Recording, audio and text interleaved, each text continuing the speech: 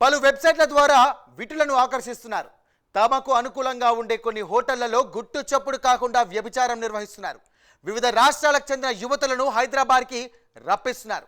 వీరితో పాటు విదేశీ మహిళలను కూడా రప్పించి యథేచ్ఛగా వ్యభిచారం చేస్తున్నారు.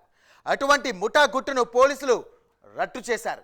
ఇంతకీ ఈ యువతులంతా ఎక్కడి నుంచి వచ్చారు, పోలీసులకు ఎలా చిక్కారు, ఈ చీకటి భాగోతం ఎలా బయటపడింది?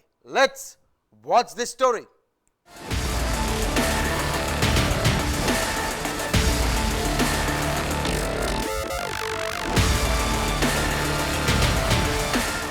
మాధాపూర్ పోలీస్ స్టేషన్ పరిధిలో పలు అనుమానిత ప్రాంతాల్లో యాంటీ హ్యూమన్ ట్రాఫికింగ్ యూనిట్ పోలీసులు దాడి చేశారు.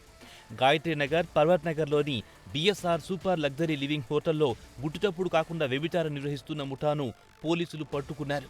దేశంలోని పలు రాష్ట్రాల నుండి మహిళలను హైదరాబాద్కు రప్పించి వ్యభిచారంలోకి దించుతున్నట్టు పోలీసుల విచారణలో తేలింది.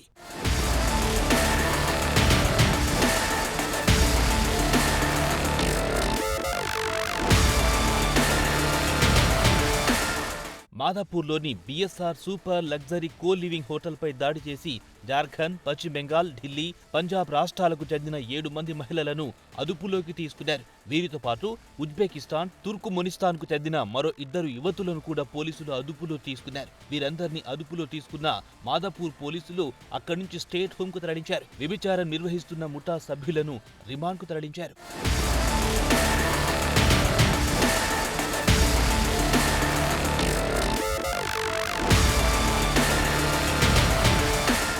ముఠా సభ్యులలో హామర్ సింగ్ అలియాస్ అమిత్ సింగ్ వ్యభిచార ముఠాకు ఆర్గనైజర్ అని తెలుస్తుంది. అదేవిధంగా తమ్మి శ్రీనివాస్ అనే వ్యక్తి వ్యభిచార కార్యక్రమాలను ఆర్గనైజ్ చేస్తున్నట్టు తెలుస్తోంది. ఈ ముఠాలో మరో వ్యక్తిగా ఉన్న పొగల వెంకటేశ్వర్లును కూడా పోలీసులు అరెస్ట్ చేసి రిమాండ్కు తరలించారు. మరికొందరు నీతులు పరారీలో ఉన్నట్లు కూడా పోలీసులు తెలిపారు.